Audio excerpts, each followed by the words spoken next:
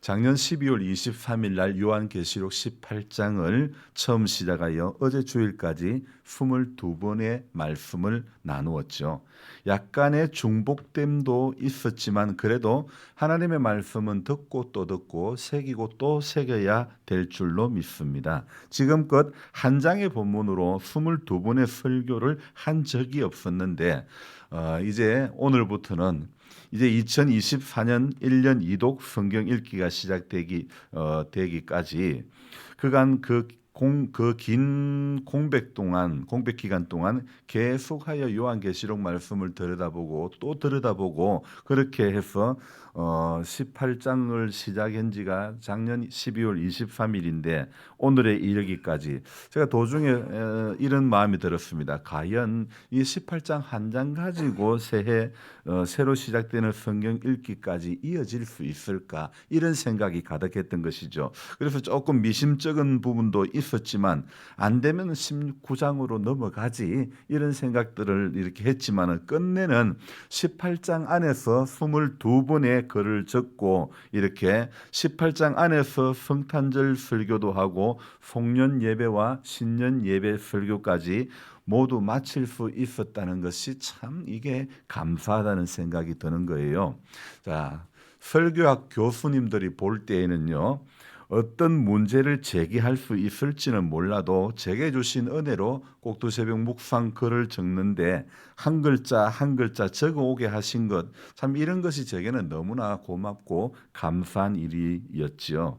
오늘 드디어 2024년 첫 성경 읽기가 시작이 되었습니다. 약간의 두근거림도 있습니다. 올해 이독을 하면서 하나님께서 어떤 은혜를 주시고 또 저로 하여금 어떻게 순종하게 하실까 이런 생각을 해보았습니다. 다시 창세기로 돌아올 때까지 거의 한 달 정도 계시록 안에 머물러 있었는데 성경의 끝자락에서 말씀하심과 성경의 시작에서 말씀하심 바로 극과 극의 대조적인 성경의 맨 뒷부분과 맨 앞부분의 본문을 들여다보면서 또 하나님의 섭리가 무엇인지 깨닫게 하시니 이게 감사한 것입니다. 하나님은 마지막이 되시고 하나님은 또 처음이 되시구나 이런 생각을 하면서 오늘 새벽에 참 감사했던 것입니다. 말씀으로 천지를 창조하시고 말씀으로 세상을 다스리시는 하나님, 바벨론의 심판을 보면서 그 심판의 당위성을 보면서 그것 역시 세상을 만드신 하나님의 말씀에 반하는 삶을 살았던 결과로 우리는 볼 수 있지 않겠습니까? 창세기에서부터 우리가 깨달아야 하는 것이 말씀하시는 하나님, 말씀으로 역사하시는 하나님, 말씀으로 세상 모든 것을 주관하시는 하나님임을 우리는 깨달아야 하는 것입니다. 그리고 그 깨달음으로 인한 우리 안의 순종이 어디까지 가야 되느냐? 바로 요한계시록까지 가야 되는 거죠. 다른 말로 하면 세상 끝날까지 이어져야 될 줄로 믿습니다. 윤 집사님이 지금 사는 그 집을 사고 형이랑 매형이랑 아들이랑 와서 의욕적으로 한 2, 3주간 일하더만은 이게 시골집 일을 해보면 장난이 아님을 느끼고 아직도 공사가 완전히 마무리가 안 되었는데 재작년 말인가 작년 연초인가 수돗물이 얼어서 작년 봄이 될 때까지 물이 안 나왔는데 지난주 월요일 이 집사님이 새벽에 이제 용인으로 가면서 물이 얼 수 있다는 생각을 전혀 하지도 못하고 수도를 꽁꽁 잠그고 가버렸던 것이에요. 그 결과 수도는 완전히 얼어붙어 버리고 말았죠. 주중에 몸이 안 좋았던 최 집사님이 쉬러 온다면서 일찍 왔지만은 물이 안 나오는 거예요. 그래서 물이 안 나오는 이 생활이 이게 보통 힘든 게 아니었죠.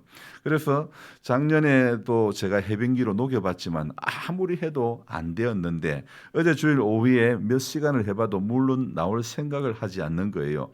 그렇다고 봄이 올 때까지 해동이 될 때까지 그냥 넉놓고 마냥 기다릴 수는 없는 상황이었죠.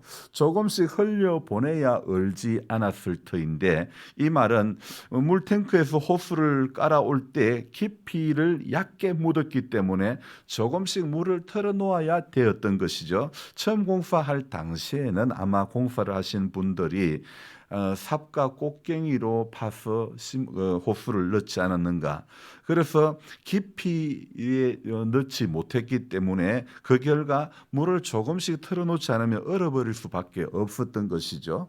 여러분, 나무들도 땅에 뿌리를 깊이 내려야 그 나무가 바람에 견디고 가뭄에 견디듯이 여러분, 우리의 신앙도요, 말씀에 깊이 뿌리를 내려야 될 줄로 믿습니다. 집사님, 저를 보세요. 내 안에 10년 깊은 곳에서 아멘이 되어져야 되는 것이지, 입술에서, 입에서, 입술 이 끝에서 아멘 되는 것은 결코 아무것도 소용이 없습니다. 주일에 아멘이 토요일에까지, 다음 토요일까지 아멘이 되고 아멘의 삶을 살아가야 하는 것이죠. 새해 처음 들어 1년 이독 성경 읽기를 하고 묵상글을 적으려 하는데 내 안에 성령께서 주시는 말씀은요, 창세기 5장을 가지고 적으라는 거예요. 아니, 왜 하필이면 창세기 5장입니까? 5장이 어떤 본문인지를 여러분 잘 아시지 않습니까? 창세기 5장 하면요, 이게 사람 이름 나오는 장인데 여기에서 무슨 은혜를 나누란 말씀입니까? 이런 반문을 제가 하게 되죠. 이름 쭉 읽고 끝내라는 말씀입니까? 오늘 묵상글을 적을 본문으로는 제가 피하고 싶었는데, 그런데 이 5장을 가지고 묵상하고 말씀을 적게 하려고 하시는 거예요. 아니, 지난 22일 동안 22일간 계시록 18장을 하면서 그렇게 어려운 계시록을 또 봤으면 됐지. 오늘 또 이 성경을 읽기 시작하는 첫 날부터 창세기 5장 이 사람 이름들만 쭉 나오는 이 본문을 또 들여다보라고요? 그리고 글을 적으라고요? 이런 생각이 제 안에 드는 거예요.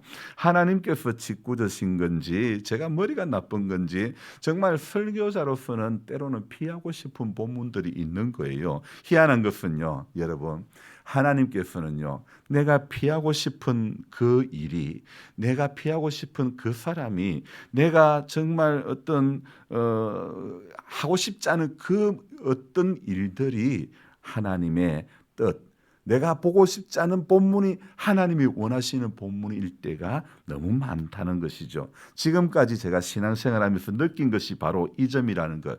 제가 순종하기 싫고 제가 어렵게 여겼던 거기에 하나님이 순종하게 하신 경우가 너무너무 많았다는 것입니다. 요나의 경우도 어떻습니까?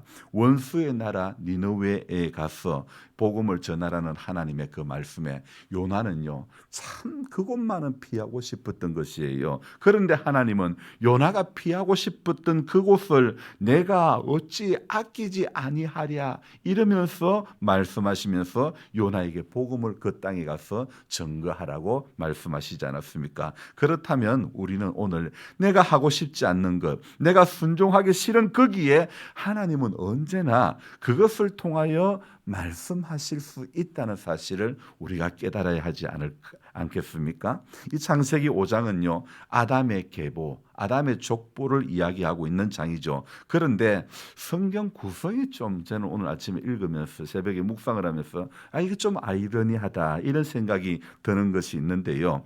창세기 4장에 보면요, 어떤 이야기가 나오냐면 가인과 아벨의 이야기가 나오는데 가인과 아벨의 이야기가 끝에 어디로 갑니까? 동생을 둘이가 땅의 소산물과 또 그 양의 첫 새끼로 이렇게 제물을 드리고 하나님 앞에 제사를 드렸는데 어떤 결과입니까? 형이 동생을 죽이는 결과를 놓고 말았죠. 최초의 인류의 살인 사건이 일어났던 장이 바로 창세기 4장입니다. 그리고 창세기 4장 이야기에 가인과 아벨의 이야기에 살인자는 가인이고 그죠? 또 피해자는 아벨이죠. 그런데 이 두 사람의 부모는 4장 1절에 누구라고요? 아담이 그의 아내 하와와 동침함에 하와가 임신하여 가인을 낳고 또 내가 여호와로 말미암아 득남하였다 하니라. 이렇게 4장 1절이 시작되는데요. 이 4장의 구성이요, 이렇더라고요. 자, 어떤 내용이냐면요. 먼저 살인 사건이 먼저 기록이 되고, 그리고 4장 16절부터는 가인의 후에 가인의 족보가 쭉 기록이 되어 있는 것입니다. 여기서 저는 새로운 사실을 하나 발견을 합니다. 성경에서 족보 이야기가 맨 처음이 족보의 이야기가 살인자 가인의 족보가 먼저 나온다는 사실. 야, 제가 오늘 묵상을 하면서 왜 성경은 살인자 가인의 족보를 제일 먼저 기록을 하고 있을까? 이런 의구심을 또 하게 되었죠. 하나님은 인류 최초의 살인자인 가인을 뭐가 그리 말씀하시고 싶었던 것일까요? 그리고 4장 15절에 이런 내용이 있죠. 가인을 죽이는 자는 내가 벌을 7배나 받게 하리라 하시고 가인에게 어떤 표를 주시고 만나는 사람에게 이 사람 동생 죽인 사람이라고 그래서 죽이지 못하도록 죽음을 면하도록 이렇게 하나님은 하나의 표를 주시는 그런 내용이 있습니다. 자, 여러분 이 이야기 저 같으면요.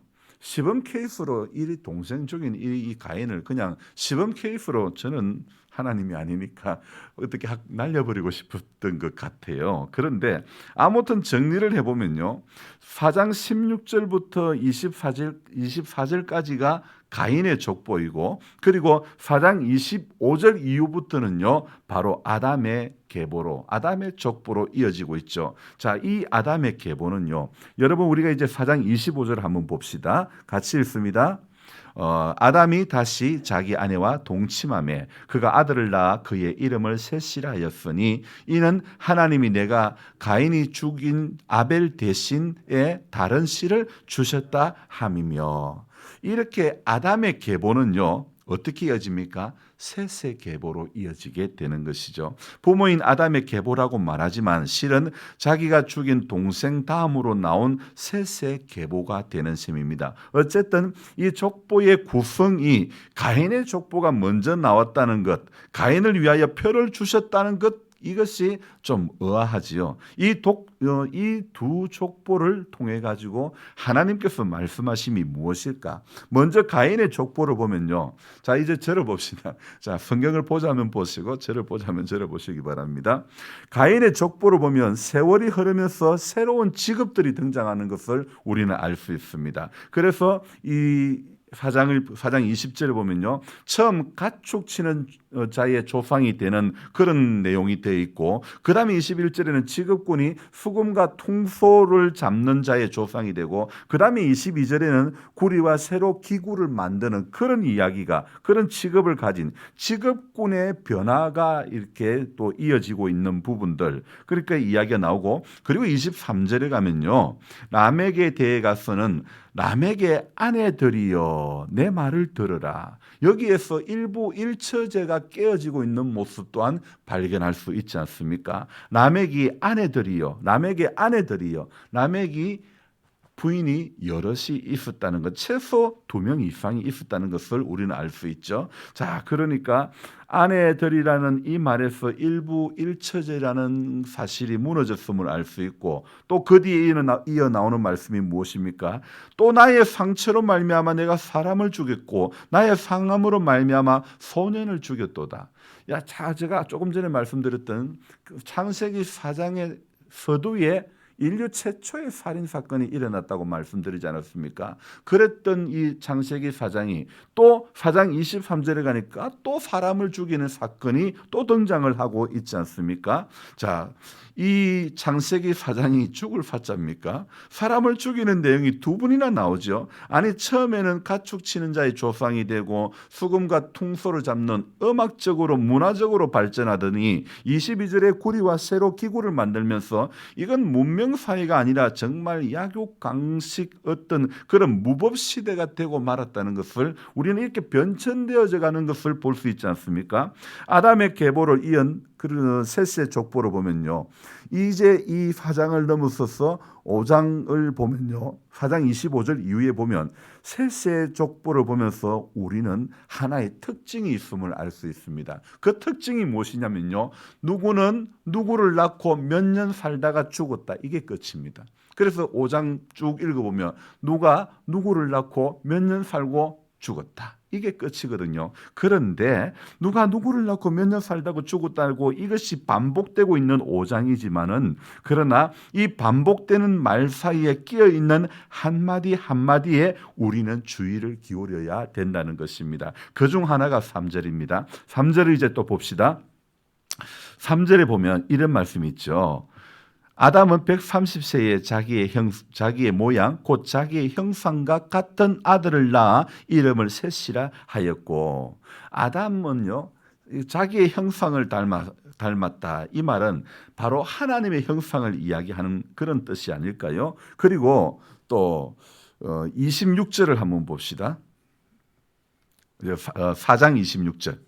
4장 26절 같이 읽어봅니다. 셋도 아들을 낳고 그의 이름을 에노스라 하였으며 그때의 사람들이 비로소 여호와의 이름을 불렀더라. 그러니까 셋의 족보를 이야기하면서 셋의 때에 어떤 일이 있습니까? 하나님의 형상을 닮은 아들을 낳고 이름을 셋이라 했고, 그리고 오늘 4장 26절에 그때의 사람들이 비로소 여호와의 이름을 불렀더라. 자, 말씀을 보셨으면 또 저를 볼까요? 자, 저는 오늘 사이사이에 이렇게 말씀하고 있는 이 몇 문장 가운데서 하나님의 은혜를 이렇게 다시 한번 깨닫게 되는데요. 여러분, 이 130세의 아담이 자기의 모양 곧 자기의 형상과 같은 아들을 낳아 셋이라고 이름을 지었는데, 하나님의 형상을 닮은 이 아들 셋을 낳고, 그리고 여호와의 이름을 불렀고, 하나님과, 그리고 5장 22절에 가면요 하나님과 동행하며 이런 단어가 나옵니다.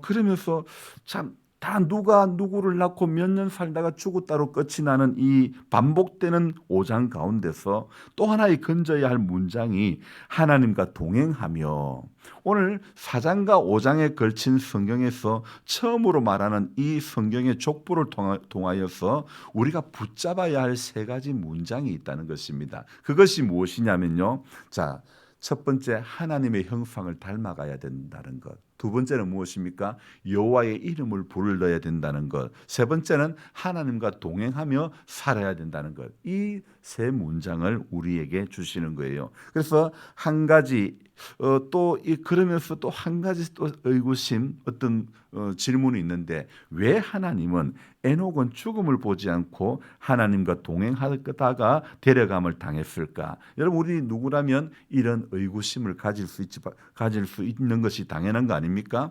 22절에 보면 에녹이 그의 자녀 모두셀라를 낳고 300년을 하나님과 동행하며 자녀를 낳았으며, 그랬다가 24절에 가면 에녹이 하나님과 동행하더니 하나님이 데려가심으로 세상에 있지 아니하였더라. 이렇게 끝나는데요. 여러분, 창세기 5장에 나오는 인물들이요, 이 에녹 빼고 나면요 최고 적게 살은 사람이 777살입니다. 최소 다 777살 이상 800살을 넘게 살았는데, 에녹은 어찌 300년간 하나님과 동행하며 365세밖에 살지 않게 하셨을까? 21절에 보면 65세에 모두셀라를 낳았고, 자, 에녹이요 모두셀라를 낳을 때쯤에 세상은 너무도 악해졌다는 것입니다. 그래서 에녹으로 하여금 모두셀라라고 하는 이름을 통해 심판이 이어질 것을 알려주시는 것입니다. 그 심판을요, 이 창세기에는 나오고 있지 않지만은 유다서 1장 14절 15절에는요 이 창세기의 이야기, 이 심판의 이야기가요 모두셀라를 낳고 그때부터 세상이 악해지고 이런 이야기들을 신약의 끝자락에 유다서에 가면 이런 말씀이 있습니다. 자, 찾으려고 하지 마시고 제가 읽어드릴게요. 그래서 유다서 1장 14절 15절을 보면, 아담의 7대 손 에녹이 이 사람들에 대하여도 예언하여 이르되, 보라, 주께서 그 수만의 거룩한 자와 함께 임하셨나니 이는 무사람을 심판하사 모든 경건하지 않는 자가 경건하지 않게 행한 모든 경건하지 않는 일과 또 경건하지 않은 죄인들이 주를 거슬러 한 모든 완악한 말로 말미암아 그들을 정죄하려 하심이라 하였느니라. 그러니까 오늘 에녹이 머두셀라를 낳은 이후에 하나님 세상은 너무 악해지고 그리고 하나님의 심판을 창세기에서는 이야기하고 있지 않지만은 그러나 유다서에서는요.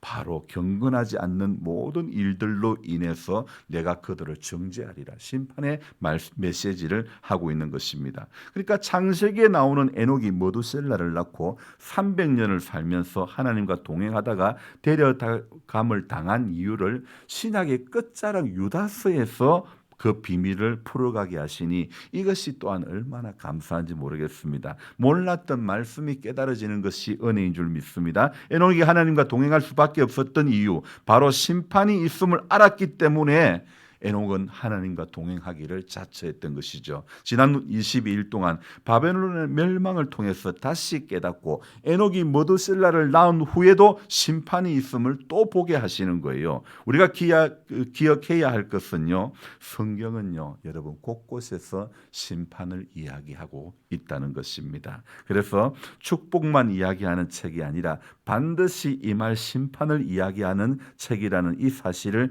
기억하면서 오늘도 저와 여러분들은 하나님과 동행하는 일을 사모해야 하며 하나님의 이름을 불러야 하는 것이며 그리고 우리 안에 궁극적으로 그래서 하나님의 형상을 닮아가는 그런 신앙이 되어야 된다는 것을 우리는 기억해야 될 줄로 믿습니다. 그래서 오늘 다시 한번 말씀을 드리면 우리는 이 하루로 살아갈 때 하나님과 동행하는 하나님의 사람들이 되어야 됩니다. 하나님의 이름을 부르는 사람들이 되어야 됩니다. 그리고 그래서 결국에는 하나님과 이렇게 그 하나님의 형상을 오늘도 우리 안에 닮아가는 새겨가는 그런 믿음의 몸부림이 있기를 주님의 이름으로 부탁드립니다. 기도하겠습니다. 좋으신 하나님 아버지, 새로운 이제 한 해 성경 읽기 첫날 창세기를 보면서 몰랐던 것들을 깨닫게 해주시고 하나님의 말씀 속에서 하나님 오늘 창세기 5장에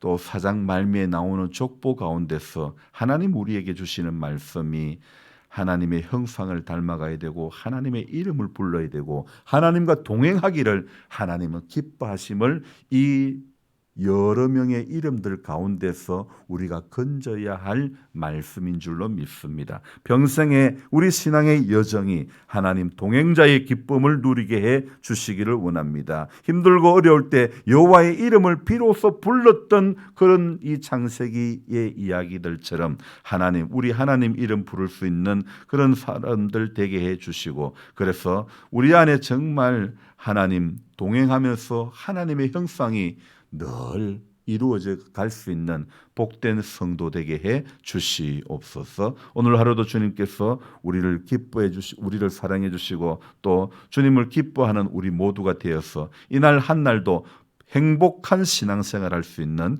복된 성도 되게 도와 주시옵소서. 감사를 드리며 예수님의 이름으로 기도드리옵나이다. 아멘. 간절한 마음으로 주여 부르고 기도합니다. 주여, 주여, 주여. 좋으신 하나님 아버지, 새벽을 깨워주신 은혜에 또 감사를 드립니다. 하나님 함께해 주시고 하나님 동행자의 기쁨을 누리는 신앙이 되게 해주시고 하나님 이름 부르는 자들 되게 도와주시고 하나님의 형상이 성도 안에 이루어지는 복된 삶이 될 수 있도록 도와주시옵소서. 아버지 하나님